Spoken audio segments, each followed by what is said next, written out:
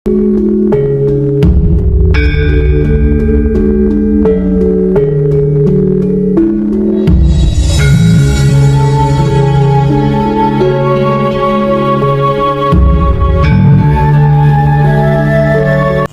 datang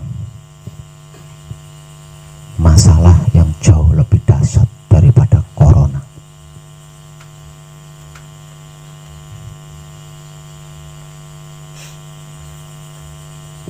Itu sebagai bentuk protes alam kepada penghuninya, karena masih ada yang berusaha menghalangi kebaikan itu terjadi.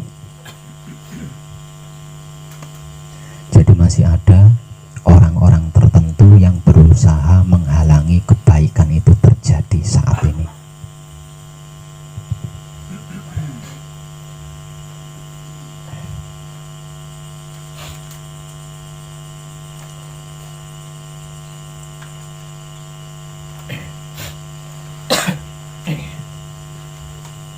Namun sepanjang sejarah,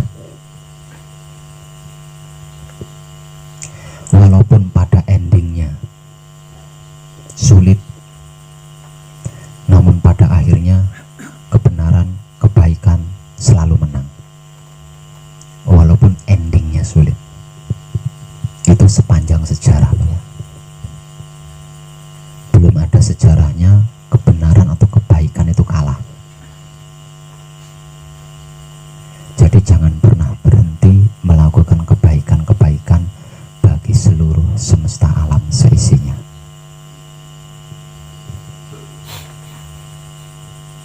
Terkait ini saya sudah terlalu banyak menginformasikan motivasi-motivasi berbentuk ilmu-ilmu pengertian, ilmu-ilmu pemahaman, bahkan ilmu pengetahuan, baik secara langsung maupun melalui artikel dan video-video. Dan ilmu pengertian, ilmu pemahaman, serta ilmu pengetahuan yang saya informasikan secara terbuka tanpa tedeng-aling-aling, itu sesungguhnya bukan untuk memponis diri salah, bukan untuk membenci diri maksudnya, bukan untuk menyalahkan diri, menyalahkan masa lalu, bukan, atau juga bukan untuk menghinakan diri. Jadi apapun bentuk ilmu-ilmu pengertian, ilmu-ilmu pemahaman, ilmu-ilmu pengetahuan yang sudah saya motivasikan secara universal dan umum terkait apa dan bagaimana itu wahyu pancagaib, itu bukan untuk menyalahkan masa lalu, untuk menyalahkan diri sendiri, apalagi menyalahkan orang lain. Juga bukan untuk memojokkan diri sendiri, apalagi orang lain. Menyesali diri sendiri, apalagi orang lain, bukan. Justru dengan ilmu-ilmu pengertian, pemahaman, dan pengetahuan yang saya motivasikan, itu untuk mencerahkan diri,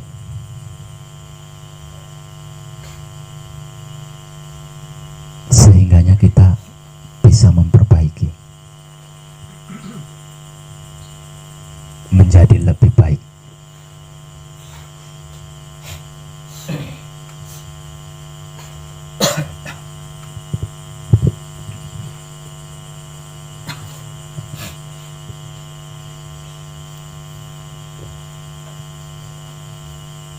Jadi sekali lagi saya beri motivasi,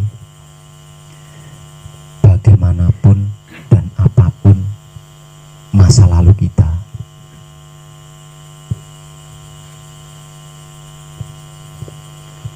setelah mengerti, setelah memahami, setelah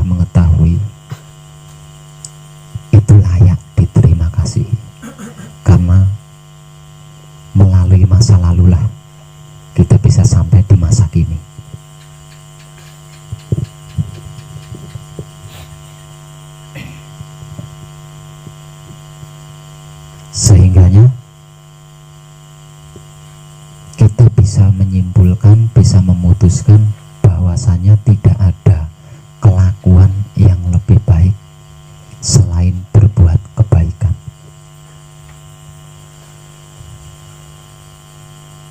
Lakukan kebaikan sebanyak mungkin, sesering mungkin, kepada apapun, siapapun, dimanapun, hingga sampai kapanpun. Karena hanya dengan seperti itu, apapun yang terkait dengan diri kita menjadi tersempurnakan. 7 turunan ke kanan, 7 turunan ke kiri, 7 turunan ke depan, ke belakang, ke atas, dan ke bawah.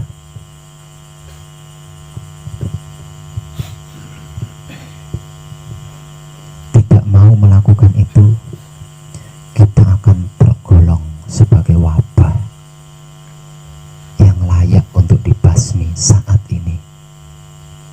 Nah, saat ini adalah saat pembasmian wabah. Kalau kita keluar dari itu dan tidak mau melakukan itu, maka kita akan termasuk wabah yang harus dibasmi.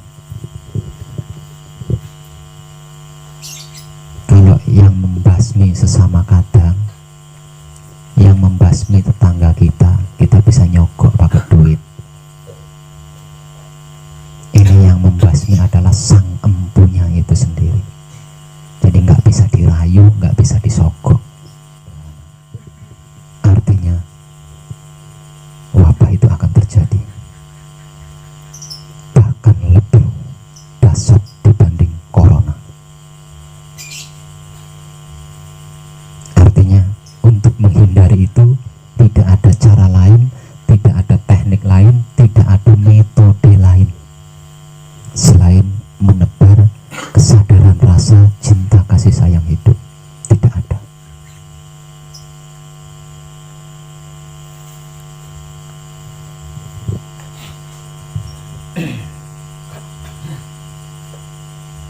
Karena hanya dengan begitu, kebersihan pikiran kita, kebersihan hati kita, kebersihan syahwat kita akan terjaga. Dengan kebaikan-kebaikan yang banyak kita lakukan, yang sering kita lakukan, kebersihan pikiran, hati, dan syahwat kita akan terjaga tanpa kita niati menjaga. Hanya itu yang akan lolos dari pengtiadaan wabah.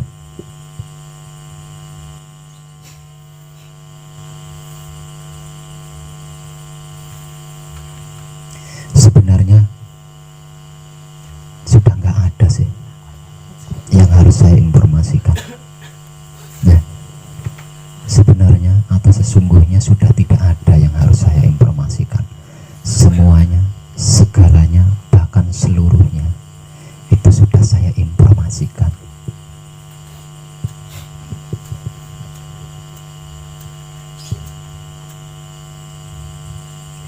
Namun kesimpulannya adalah kedirian masing-masing yang bisa memutuskan mau atau tidak.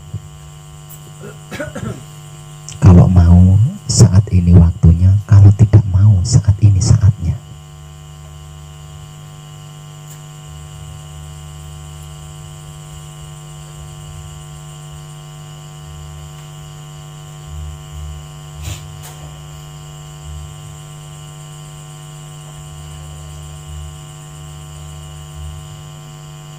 Khususnya untuk para kadang yang sedang menekung.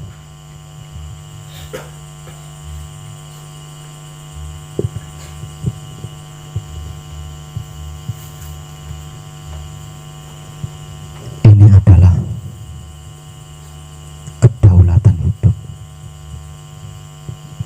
Zaman ini adalah zaman kedaulatan hidup. Panjenengan tahu apa itu kedaulatan?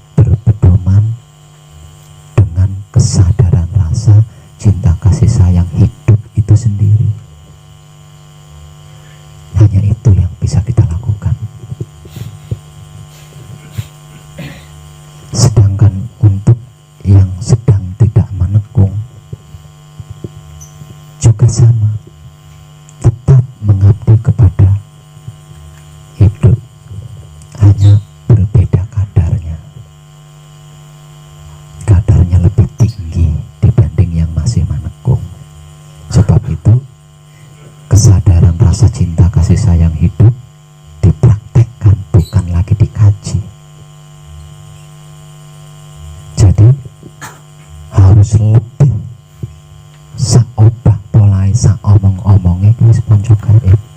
Harus lebih, harus punya lebih di situ. Nah kalau sama dengan yang masih manekung, ya nggak ada bedanya.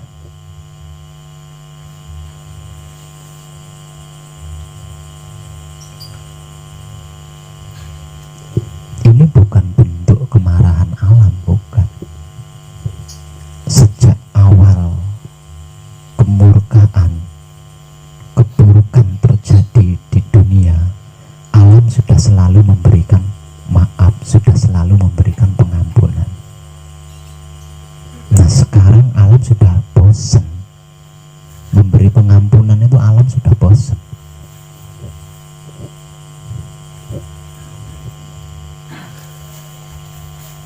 Nah alam tidak kenal yang melakukan keburukan siapa, yang tidak melakukan keburukan siapa, itu alam tidak mau tahu.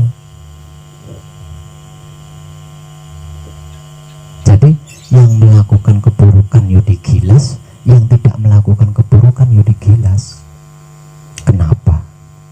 Lawang tidak bisa berbuat apa-apa ketika menyaksikan keburukan terjadi. Lalu apa gunanya tidak melakukan keburukan?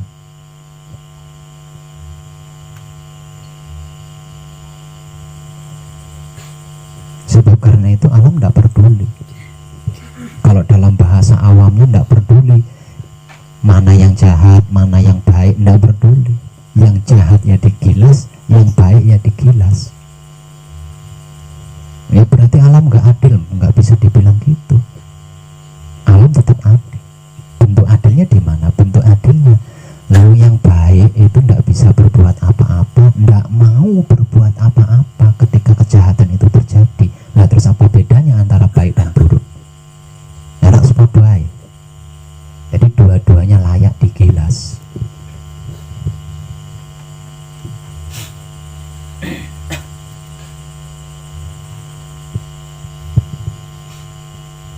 Jadi yang tercerahkan itu adalah orang-orang yang mau melakukan sesuatu ketika keburukan itu terjadi. Dan apa yang dilakukannya itu harus bersifat universal, tidak pribadi. Dalam artian untuk kepentingan banyak makhluk, bukan kepentingan satu makhluk. Melakukan kebaikan hanya untuk kepentingan satu makhluk saja tetap akan digilas.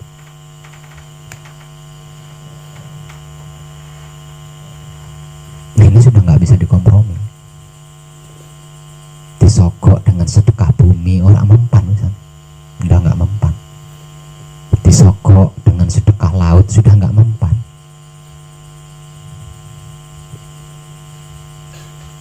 Atau gunungnya disumpel pakai inten segede rumah, nggak mempan, nggak mempan. Karena alam sudah bosan memberikan pengampunan, dan penghuninya selalu begitu-begitu saja, malah semakin parah. Bukti parahnya di mana? Bukti parahnya ketika ada kebaikan dihalangi. Ketika ada kebaikan terjadi dihalangi. Ketika ada kebaikan terjadi dibenci. Ketika ada kebaikan terjadi dimusuhi. Apa nggak parah tuh?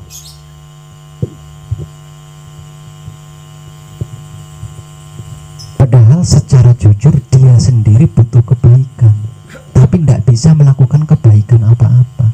Ketika ada kebaikan terjadi dan dilakukan oleh makhluk lain, memusuhi, menghalangi.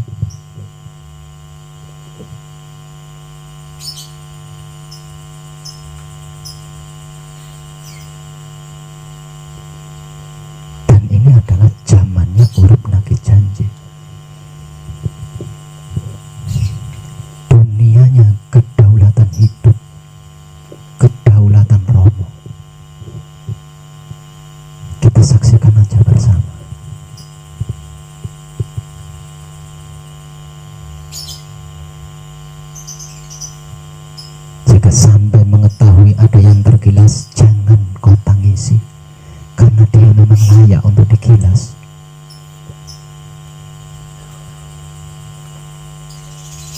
sampai panjenengan menyaksikan ada yang tergilas, jangan ditangisi, karena dia memang layak untuk digilas. Jika tidak digilas, dia akan memusuhi panjenengan, dia akan menghalangi panjenengan. Jadi biarkan saja, biarkan saja. Karena saat ini kita sudah tidak bisa berbuat apa-apa, karena waktunya sudah tiba. Kalau waktunya belum tiba, kita masih bisa memberikan pertolongan-pertolongan, walaupun itu hanya berupa peringatan. Tapi sekarang sudah tidak bisa. Sebab karena itu saya selalu memberikan motivasi terkait wahyu pancagaib. Tidak usah banyak bicara, karena orang awam yang dipilih oleh Romo tidak butuh penjelasan apapun tentang wahyu pancagaib dari kita. Sedangkan orang awam yang belum dipilih oleh Romo diberi penjelasan model apapun tidak akan percaya, karena ini sudah bukan zamannya syiar, bukan. Sudah bukan zamannya syiar, sudah bukan zamannya mengabarkan kebaikan, tapi zamannya mempraktekkan kebaikan. Sudah bukan mengabarkan lagi, tapi mempraktekkan.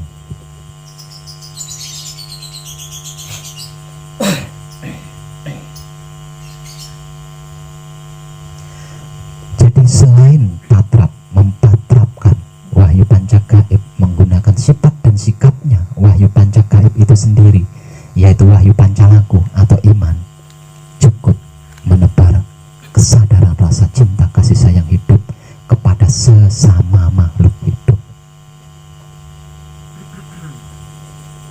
Selebihnya itu bukan urusan kita. Selebihnya itu adalah kedaulatan hidup yang sedang berdiri saat ini. Jangan coba-coba ikut campur. Ikut campur berarti kita sudah berusaha menghalangi kedaulatan hidup yang sedang berdiri.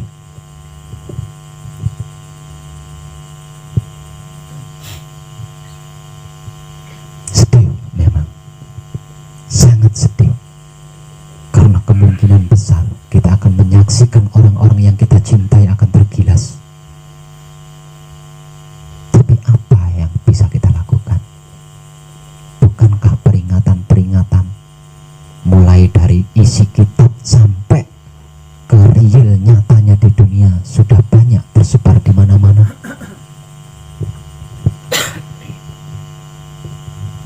Namun mereka tetap mengkhianati.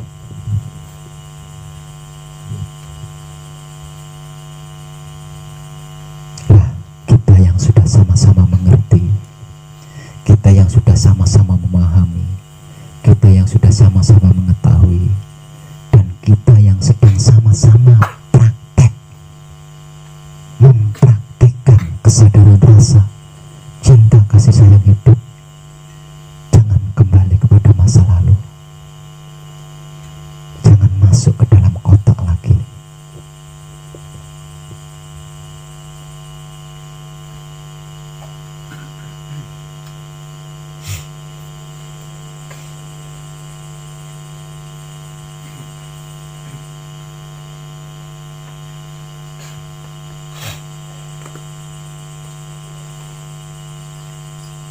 Ingat, dalam istilah awamnya Tuhan, ingat, Tuhan itu maha segalanya.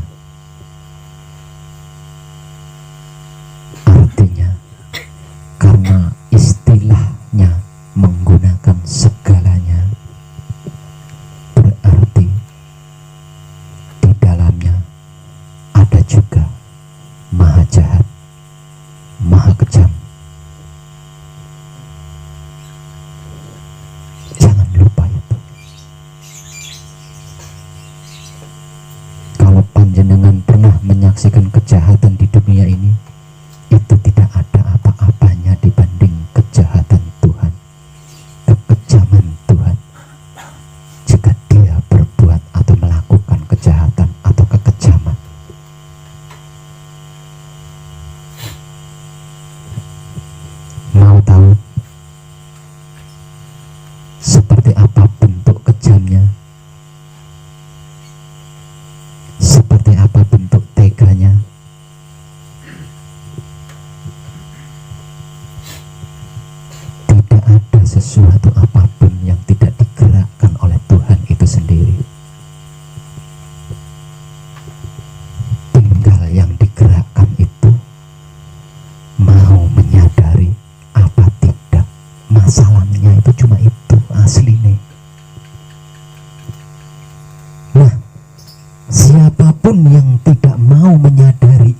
disebut dosa. Jadi dosa itu bukan perbuatan, dosa itu adalah pengingkaran. Satu misal, saya mencuri ayam, siapa yang menggerakkan saya mencuri ayam? Itu siapa? Tanpa digerakkan Tuhan, bisakah saya bergerak mencuri ayam? Perkaranya itu bukan perkara perbuatan, perkaranya itu perkara kesadaran yang berkhianat.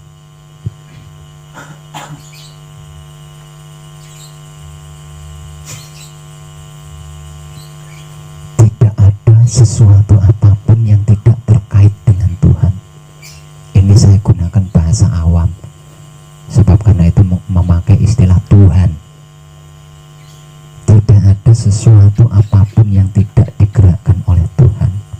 Tidak ada sesuatu apapun yang tidak terkait dengan Tuhan. Tidak ada sesuatu apapun yang tidak dikehendaki oleh Tuhan. Selembar daun yang jatuh saja, itu loh atas kehendak Tuhan.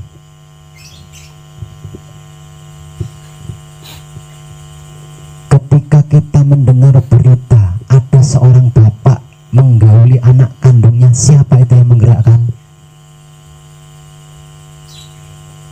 Ketika ada orang miskin berobat ke rumah sakit karena tidak punya biaya, lalu tidak diterima oleh pihak rumah sakit, ditolak oleh pihak rumah sakit sampai yang sakit itu mati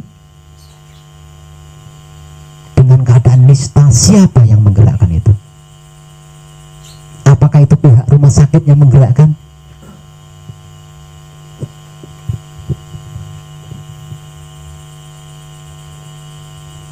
Tuhan itu sendiri yang menggerakkan. Apakah tidak kejam itu namanya?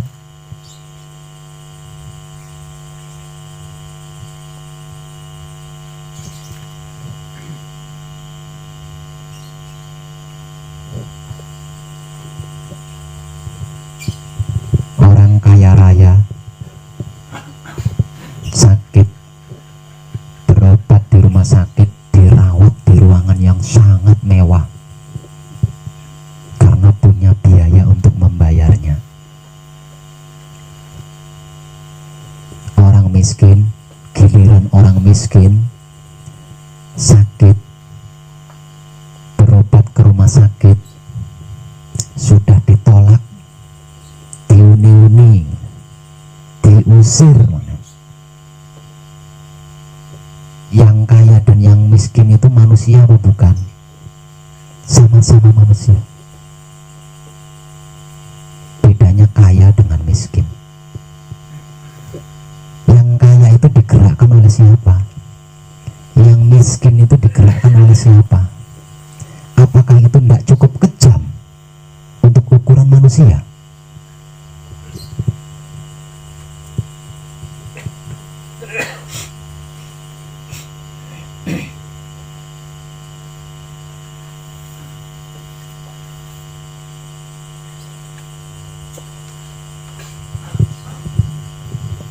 Pejabat, orang kaya,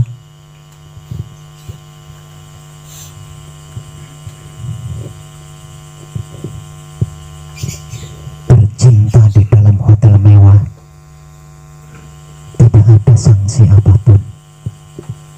Giliran orang miskin bercinta di bawah pohon pisang, diarak keliling desa. Siapa itu yang menggerakkan?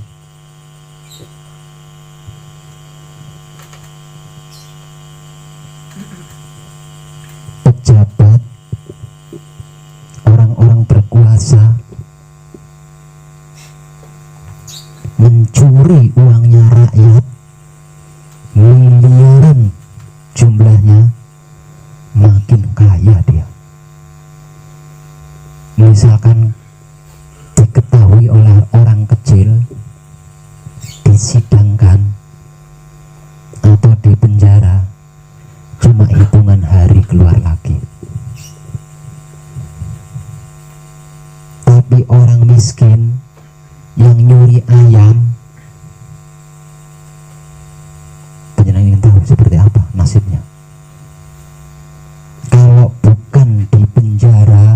sekian tahun dikeropiok masa. Siapa yang menggerakkan itu? Kehendak siapa itu? Jangan pernah berpikir bahwa Tuhan itu hanya maha baik, karena Tuhan adalah maha segalanya. Selain maha baik, artinya dia juga maha jahat. Kejahatannya seperti yang barusan saya informasikan.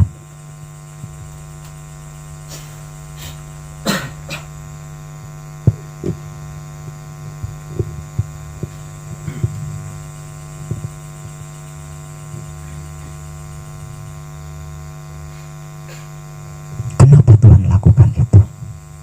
Karena Tuhan ingin hambanya menyadari bahwa dia yang menggerakkan.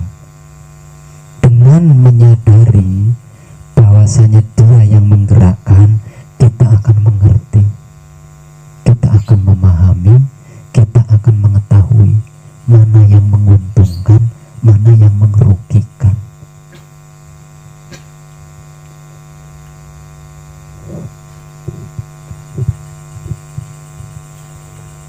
Nah, dengan mengetahui, dengan memahami dan mengerti mana yang menguntungkan, mana yang merugikan, kita diberi hak untuk memilih yang menguntungkan apa yang merugikan. Kalau kamu memilih yang menguntungkan, bayarannya ini. Kalau kamu memilih yang merugikan, bayarannya ini.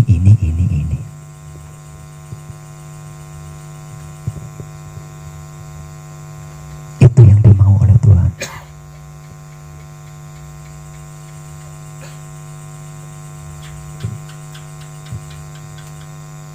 Nah, kita sedang mengkaji itu dan mempraktekkan itu.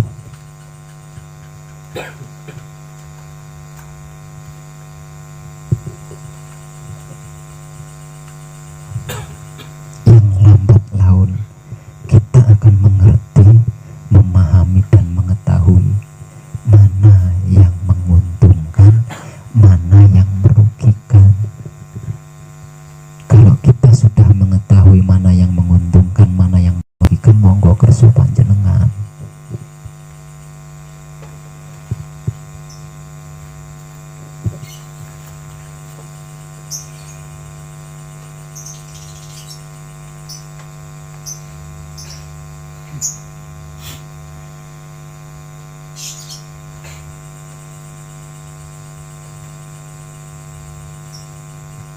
Dan semua ilmu-ilmu pengertian, ilmu-ilmu pemahaman, ilmu-ilmu pengetahuan yang sudah saya informasikan, itu adalah bahan buat merenung. Bahan buat merenung. Kalau kita memilih yang menguntungkan, kita akan mengalami bla bla bla bla bla. Kalau kita memilih yang merugikan, kita akan mengalami bla bla bla bla. Bahan merenung untuk hal tersebut.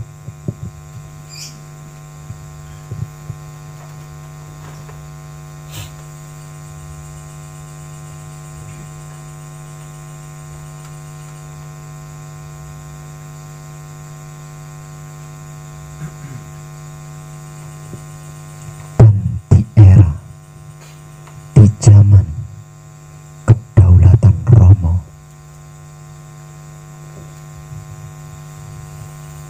hanya orang-orang yang memilih beruntung yang akan tetap tinggal, sedangkan orang-orang yang memilih merugi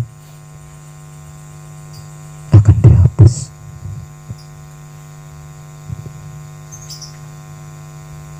Benarkah seperti itu? Kita saksikan saja apa yang akan terjadi. Nggak usah banyak cerita. Kita saksikan saja apa yang akan terjadi.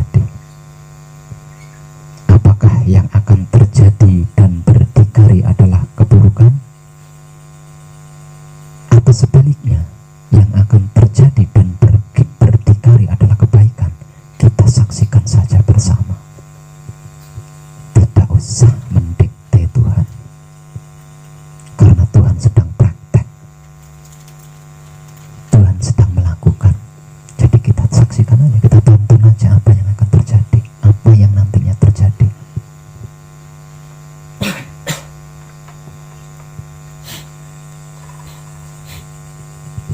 Dan ketika kejadian-kejadian itu berhasil kita saksikan, maksimal 7 kali menyaksikan kejadian-kejadian tersebut, dan kita masih belum memilih keberuntungan, maka pada saat itulah waktunya digilas. Tapi kalau baru menyaksikan sekali 2 kali, bisa berbalik kesadarannya, kemudian memilih yang menguntungkan, maka dia akan menyaksikan seluruhnya.